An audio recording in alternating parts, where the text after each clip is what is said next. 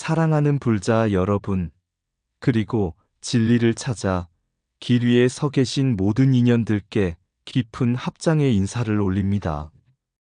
오늘 우리는 한 종교의 역사를 이야기하려는 것이 아니라 길 위에서 피어나고 길 위에서 숨 쉬어온 하나의 살아있는 지혜를 함께 나누고자 합니다. 불교는 언제나 산중의 고요한 절집에만 머물러 있지 않았습니다. 사막의 모래바람 속에도 있었고 낙타의 발자국이 이어지던 교역의 길 위에도 있었습니다. 언어가 다른 이들 사이에서, 풍습이 다른 민족들 곁에서 불교는 스스로를 낮추고 마음을 열어 그들의 삶 속으로 걸어 들어갔습니다. 그래서 우리는 말합니다. 불교가 언제나 자기 혼자만의 갈 길을 걸어간 것이 아니었다고.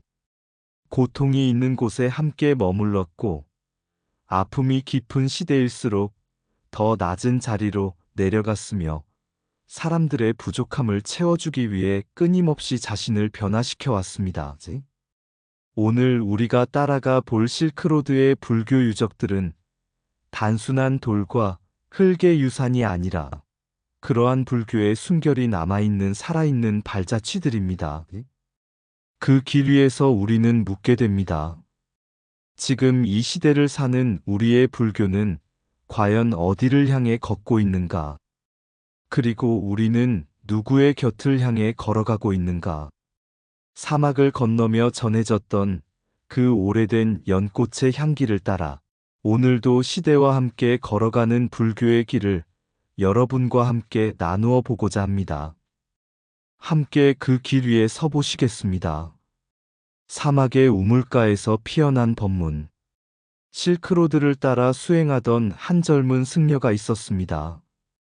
그는 경전을 품에 안고 부처님의 가르침을 전하겠다는 서원을 세운 채 사막길을 건너고 있었습니다. 며칠째 이어진 모래바람 속에서 물이 떨어졌고 발걸음은 점점 무거워졌습니다. 마침내 그는 작은 오아시스 마을에 도착했습니다. 그러나 그곳 사람들은 불교를 알지 못했습니다. 그들의 언어도 풍습도 신앙도 모두 달랐습니다. 승려는 처음에 법문을 하려 했습니다. 경전을 펼쳐놓고 공을 이야기하고 연기를 설명하려 했습니다. 하지만 사람들의 눈빛은 멀기만 했습니다. 굶주림과 병, 가뭄 속에서 살아가던 그들에게 교리는 너무 먼 이야기였습니다. 그날 밤, 승려는 깊이 생각했습니다. 나는 진리를 전하러 왔다고 했지만 이들에게 지금 필요한 것은 말이 아니라 물 한 바가지가 아닐까. 다음 날부터 그는 법문을 멈추었습니다. 대신 마을 사람들과 함께 우물을 팠습니다. 돌을 나르고 모래를 퍼내고 손이 갈라질 때까지 땅을 파내려 갔습니다. 며칠이 지나자 마침내 물이 솟았습니다. 마을 사람들은 기뻐했고 승려에게 물었습니다. 당신은 왜 우리를 도왔습니까? 우리는 당신의 신앙을 따르는 사람들도 아닌데. 그때 승려는 미소 지으며 이렇게 말했습니다. 목마른 사람에게는 물이 먼저이고 길 잃은 사람에게는 길이 먼저입니다. 부처님의 가르침도 그 다음에야 비로소 들립니다. 그날 이후 사람들은 승려 곁에 모여들기 시작했습니다. 법문을 부탁했고 삶의 괴로움을 털어놓았습니다. 승려는 그제야 경전을 펼쳤습니다. 하지만 이번에는 말이 달랐습니다. 우물 이야기를 통해 연기를 설명했고 함께 판 땅을 통해 공을 이야기했으며 서로 도운 손길 속에서 자비를 설했습니다. 사람들은 고개를 끄덕였습니다. 이해했기 때문이 아니라 이미 체험했기 때문이었습니다. 그 승려의 이름은 역사에 남지 않았습니다. 어느 나라 사람인지도 전해지지 않습니다. 하지만 그가 판 우물 곁에는 오랫동안 작은 탑이 세워졌다고 합니다. 사람들은 그 탑을 보며 이렇게 말했다고 합니다. 불교는 저 멀리서 온 종교가 아니라 우리와 함께 우물을 파준 가르침이다. 사막의 길 위에 핀 연꽃. 오아시스 국가와 실크로드 불교 유적의 형성.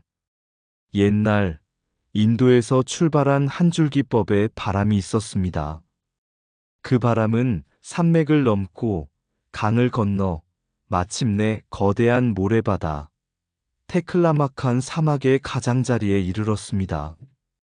그곳은 수행자가 머물기에는 너무 거칠었고 교리가 뿌리내리기에는 너무 메마른 땅처럼 보였습니다.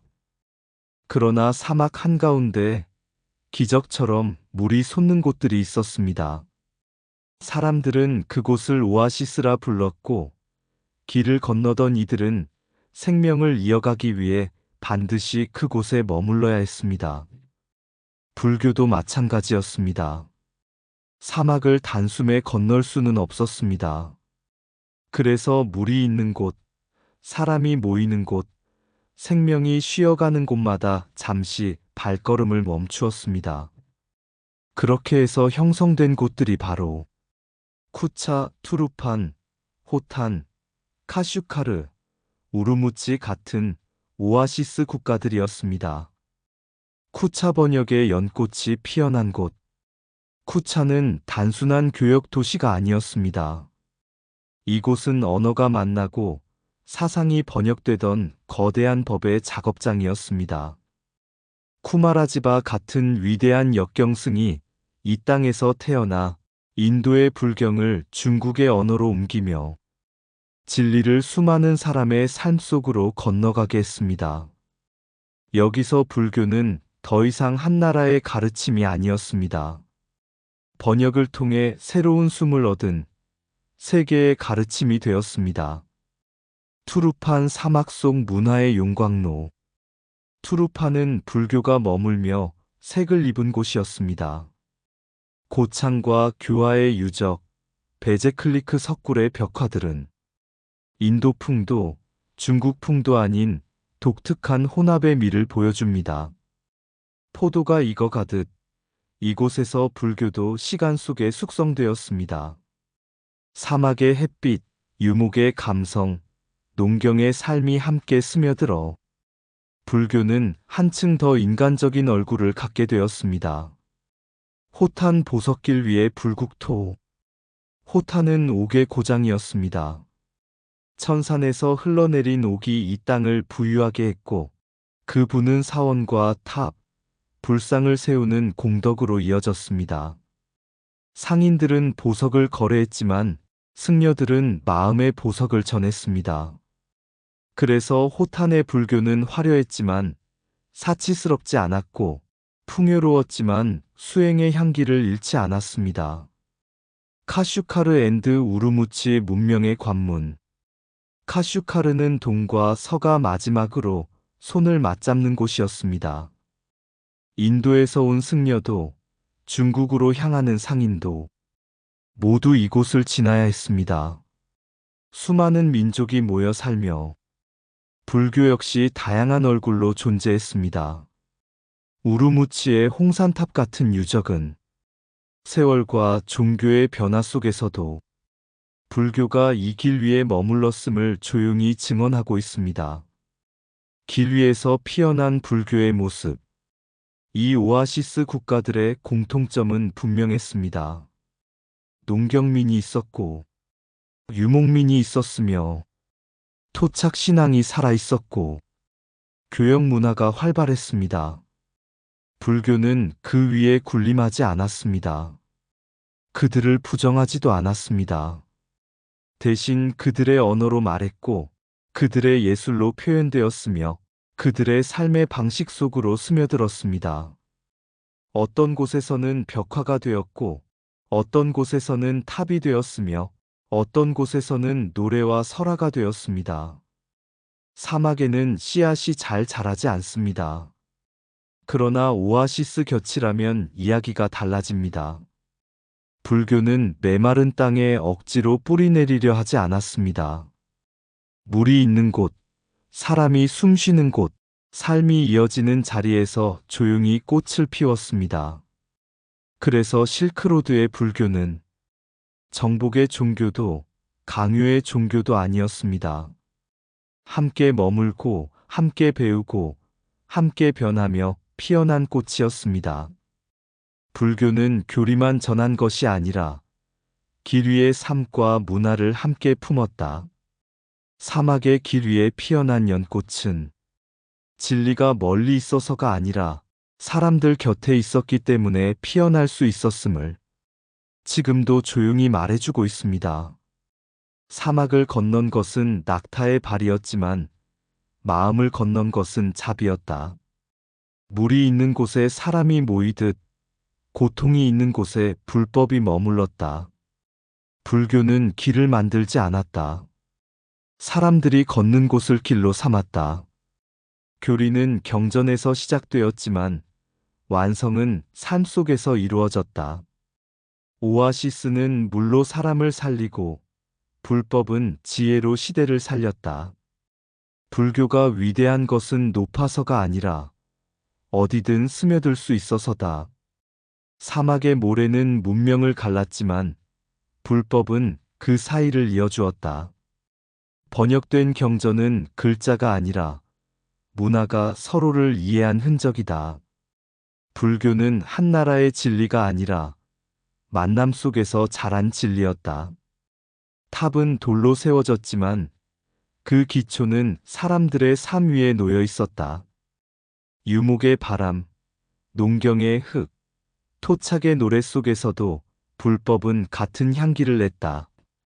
불교는 다른 문화를 바꾸지 않았다. 그 안에서 스스로 꽃 피었다. 길 위에서 전해진 가르침은 머리보다 먼저 삶을 적셨다. 연꽃은 물을 가리지 않듯 불법은 문화를 가리지 않았다.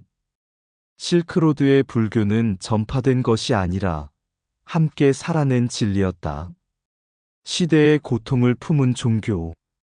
불교는 왜 혼자 걷지 않았다는가? 실크로드의 길은 비단만 오간 길이 아니었습니다. 그 길 위에는 늘 결핍이 함께 걸었습니다. 사막을 건너다 가족을 잃은 상인, 전쟁에 밀려 고향을 떠난 유목민, 가뭄 속에서 생존을 걱정하던 농경민, 낯선 땅에서 언어조차 통하지 않던 이주민들. 그들에게 삶은 언제나 위태로운 줄 위의 걸음과 같았습니다. 불교는 바로 그 줄 아래에 서 있었습니다. 아픔이 있는 곳에 먼저 머물다. 쿠차에서는 전쟁과 권력 다툼 속에 불안한 민심이 흔들렸고, 투르판에서는 사막 기후 속 생존의 고통이 깊었습니다.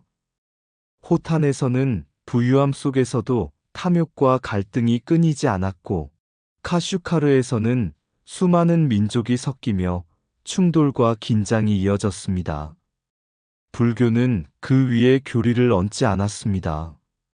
먼저 그들의 고통을 이해하려 했습니다. 굶주린 이들에게는 공양과 나눔을, 두려움 속 사람들에게는 인연과 업의 이치를, 죽음이 가까운 이들에게는 윤회와 해탈의 희망을 전했습니다. 그래서 불교는 설법 이전의 위로였고 교리 이전의 안식처였습니다. 시대 정신을 품은 포용의 가르침. 불교는 자신을 고집하지 않았습니다. 어떤 지역에서는 토착 신앙의 신들과 함께 모셔졌고 어떤 곳에서는 유목 전통의 영혼관과 연결되었으며 어떤 지역에서는 중국적 조상 숭배와도 조화를 이루었습니다. 그 모습은 때로는 낯설 만큼 달라 보였지만 그 중심에는 언제나 같은 심장이 뛰고 있었습니다. 고통은 원인이 있고 삶은 서로 연결되어 있으며 자비는 모든 존재를 향해야 한다는 진리. 불교는 형태를 바꾸었지만 자비의 방향만은 바꾸지 않았습니다. 충돌 속에서 겪은 흥망. 그러나 모든 만남이 평화로웠던 것은 아니었습니다. 실크로드는 교류의 길이었지만 동시에 충돌의 길이기도 했습니다. 정복 전쟁이 일어났고 종교가 권력과 결합되었으며 새로운 신앙이 들어오면서 기존 신앙과 긴장이 생겨났습니다. 사원은 때로 궁전이 되었고 탑은 때로 군사 거점이 되었으며 불상은 때로 권력의 상징으로 오해받기도 했습니다. 그 속에서 불교는 번영하기도 했고 쇠퇴하기도 했습니다. 이슬람 확산과 유적의 실현, 특히 이슬람 세력이 중앙아시아에 확산되면서 불교 유적은 큰 변화를 맞게 됩니다.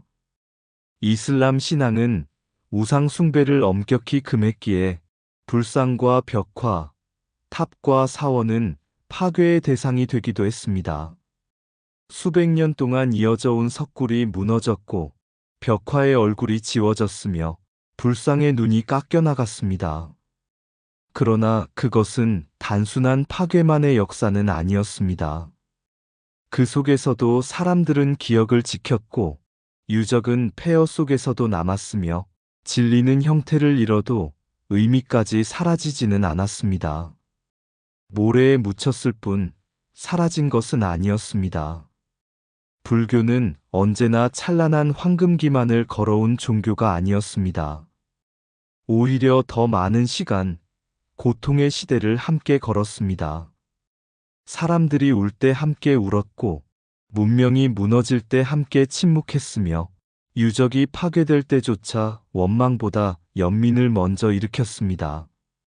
그래서 불교는 승리의 종교가 아니라 동행의 종교로 기억됩니다. 불교의 위대함은 진리의 높이가 아니라 중생의 눈높이에 있었다.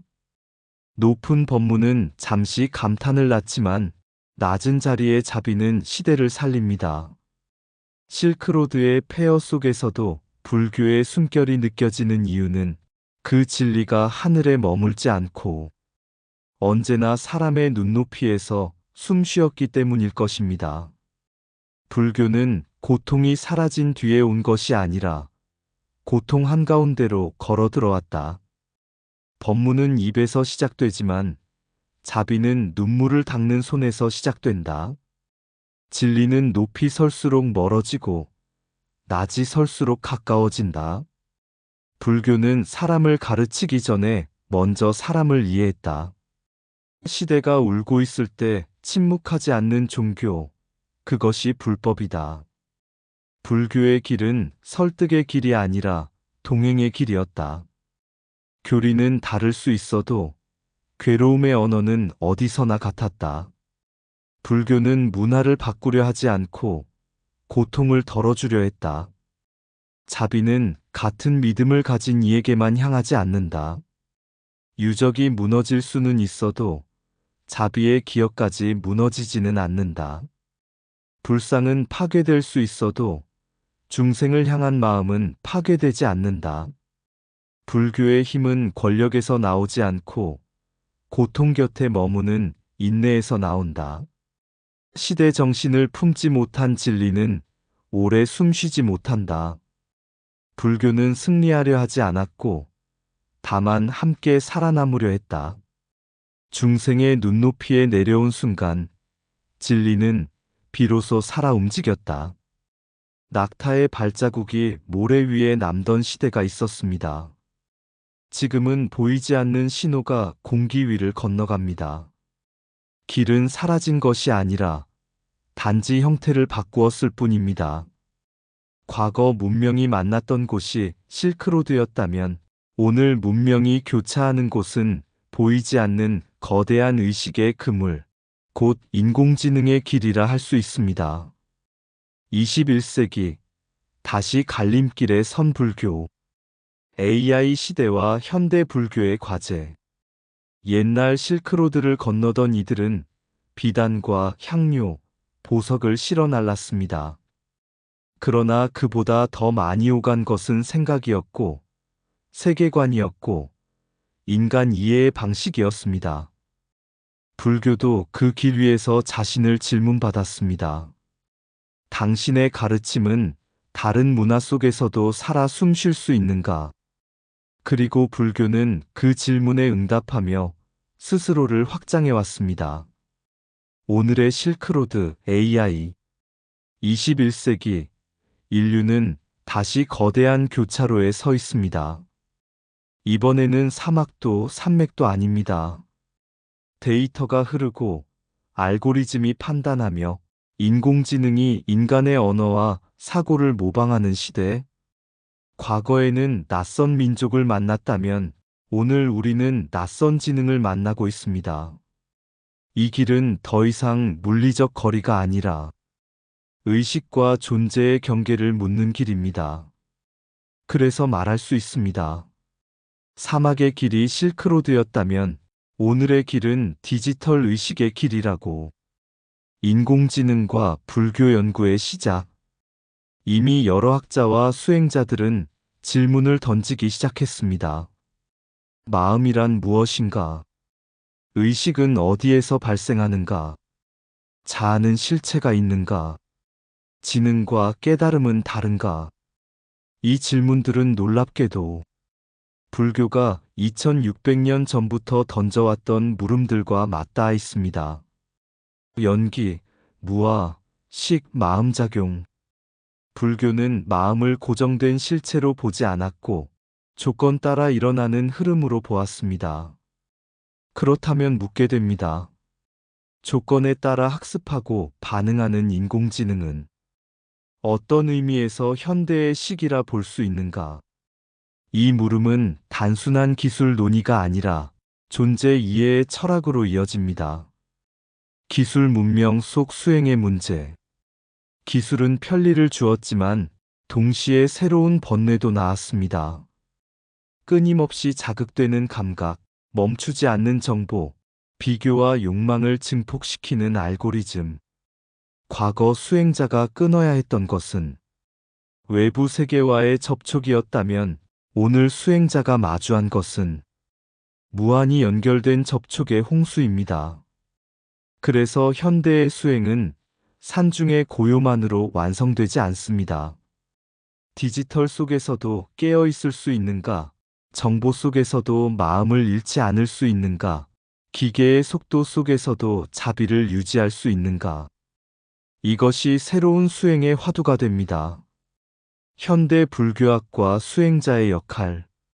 과거 실크로드 시대의 승려들은 번역가이자 외교관이었고 의사이자 교육자였으며 문화 중재자였습니다. 그들은 시대가 요구하는 역할을 외면하지 않았습니다. 그렇다면 오늘의 불교학자와 수행자는 어떤 역할을 해야 할까요? AI 윤리에 대한 불교적 관점 제시, 생명의식자 문제에 대한 철학적 기여, 기술 소외와 정신적 고립 치유, 디지털 중독 시대의 마음 수행 제시. 불교가 다시 한번 시대의 질문에 응답해야 할 시간입니다. 사막을 건너던 대상들은 물과 쉼을 찾아 오아시스를 찾았습니다. 오늘을 사는 사람들은 쉼없는 연결 속에서 마음의 오아시스를 찾고 있습니다. 과거 불교는 사막길 위에 사원을 세웠다면 오늘은 의식의 황야 위에 깨어있음의 등불을 세워야 할지도 모릅니다. 사막의 길이 실크로드였다면 오늘의 길은 디지털 의식의 길이다. 길은 달라졌지만 질문은 같습니다. 인간은 누구인가? 마음은 무엇인가? 어떻게 살아야 괴로움에서 벗어나는가? 불교가 다시 혼자 걷지 않아야 할 이유도 바로 그 질문들이 여전히 시대 한가운데서 우리를 기다리고 있기 때문일 것입니다. 사막을 건너던 길이 실크로드였다면 의식을 건너는 길은 디지털의 길이다. 기술은 속도를 만들었고 수행은 방향을 묻는다. 지능이 생겨난 시대일수록 지혜의 의미는 더 깊어진다. 알고리즘은 선택을 돕지만 업의 방향까지 대신 짓지는 못한다. 인공지능이 답을 늘릴수록 인간은 질문이 깊이를 배워야 한다. 연결이 많아질수록 깨어있음은 더 귀해진다. 데이터는 기억을 확장하지만 자비는 마음을 확장한다. 기계는 학습으로 성장하고 인간은 성찰로 성장한다. 마음을 모르는 지능은 계산은 해도 연민은 하지 못한다.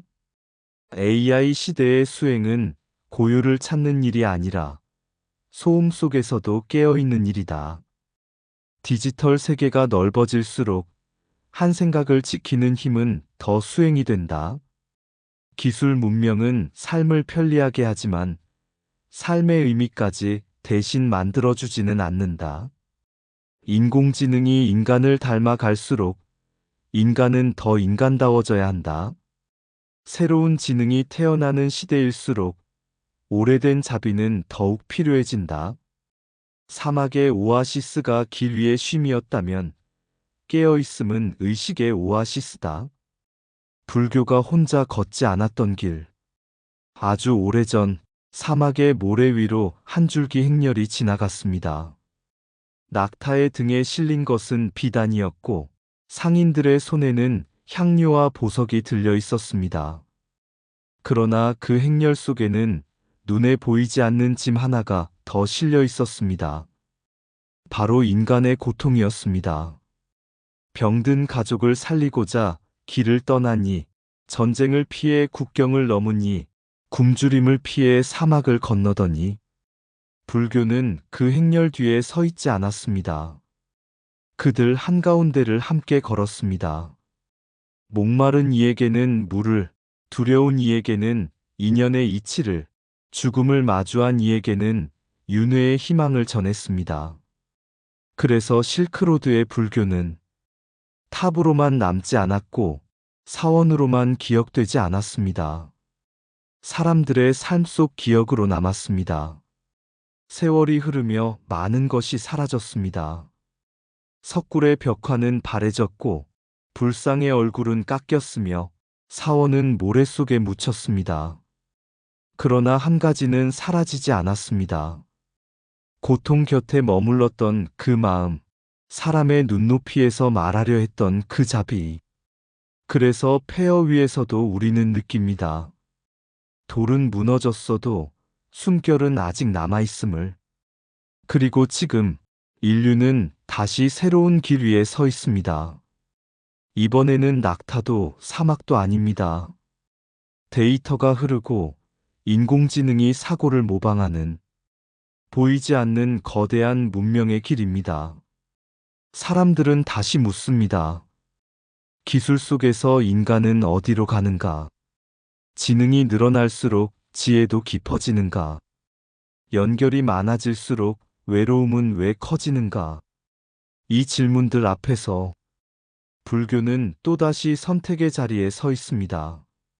높은 교리 속에 머물 것인가? 아니면 시대의 고통 속으로 다시 걸어 들어갈 것인가? 돌이켜보면 불교는 단 한 번도 혼자 길을 걸은 적이 없었습니다. 오아시스에서는 생명을 살리는 물이 되었고, 전쟁의 시대에는 마음을 묶는 연민이 되었으며, 문명의 교차로에서는 서로를 이해하는 언어가 되었습니다. 그렇다면 오늘 디지털 의식의 길 위에서 불교가 해야 할 일도 분명합니다. 속도를 늦추는 지혜가 되고, 비교를 내려놓게 하는 수행이 되며, 연결 속에서 자비를 잃지 않게 하는 등불이 되는 것. 마지막으로 사막을 건너던 옛 순례자의 발자국을 떠올려 봅니다. 그 발자국은 모래바람에 지워졌지만 그 길 위에 세워진 자비의 마음은 지금까지 이어져 우리 앞에 이르고 있습니다. 그래서 우리는 말할 수 있습니다. 불교는 길을 만든 종교가 아니라 사람과 함께 길이 되어온 가르침이었다고. 사막의 길이 실크로드였다면 오늘의 길은 디지털 의식의 길입니다. 그러나 길이 아무리 달라져도 변하지 않는 한 가지가 있습니다. 고통이 있는 곳으로 걸어가고 사람의 눈높이에서 말하며 함께 숨쉬는 진리. 그것이 바로 지금도 우리 곁을 조용히 걷고 있는 불교의 순결일 것입니다. 사막에는 길이 없다. 다만 먼저 건너간 이들의 발자국이 바람 속에 희미하게 남아있을 뿐. 낙타의 종소리가 저녁 하늘에 풀릴 때 비단보다 무겁게 실려가던 것은 사람들의 고통이었다. 목마름은 모래보다 넓었고 두려움은 밤하늘보다 깊었다. 그때 한 줄기 가르침이 먼 데서 온 비처럼 서 있지 않았다. 함께 모래를 밟고 함께 우물을 파며 함께 침묵 속에 앉았다. 불교는 법을 말하기 전에 삶의 먼지를 먼저 뒤집어 썼다. 그래서 오아시스마다 피어난 탑은 돌로 세운 것이 아니라 사람들의 안도 위에 세워졌다. 세월이 흘러 벽화의 빛은 바래지고 불상의 눈은 깎여나갔다. 그러나 자비의 시선까지 지워지지는 못했다. 모래는 형상을 묻었지만 순결까지 묻지는 못했다. 폐허 위에 서면 지금도 들린다. 누군가 고통 곁에 앉아 아무 말 없이 등을 쓸어주던 오래된 마음의 소리. 그리고 오늘 낙타 대신 신호가 흐르고 사막 대신 화면이 빛난다. 길은 보이지 않지만 생각은 빛보다 빠르게 건너간다. 지능이 태어나고 의식이 모방되는 시대, 사람들은 다시 묻는다. 마음은 어디에 있는가? 나는 누구인가? 깨어있음이란 무엇인가? 그 물음 앞에서 불교는 다시 길 위에 선다. 높은 곳에 머물지 않고 데이터의 파도 곁으로 내려와 속도에 지친 마음을 안치고 연결 속에 외로운 존재를 안는다. 사막에서 그랬듯 이번에도 혼자 걷지 않는다. 돌아보면 불교는 언제나 길의 이름이 아니었다. 고통 곁에 머무는 방식이었고 사람과 함께 걷는 호흡이었다. 사막의 길이 실크로드였다면 오늘의 길은 디지털 의식의 길. 그러나 길이 달라도 연꽃이 피는 자리는 같다. 진흙 속이든 데이터 속이든 고통이 있는 곳, 그 자리에서 불교는 다시 누군가와 함께 걸어간다. 의상 맑고 향기로운 지혜의 샘이었습니다. 오늘도 좋은 날 되세요. 구독과 좋아요는 맑고 향기로운 지혜의 샘에게 큰 힘이 됩니다.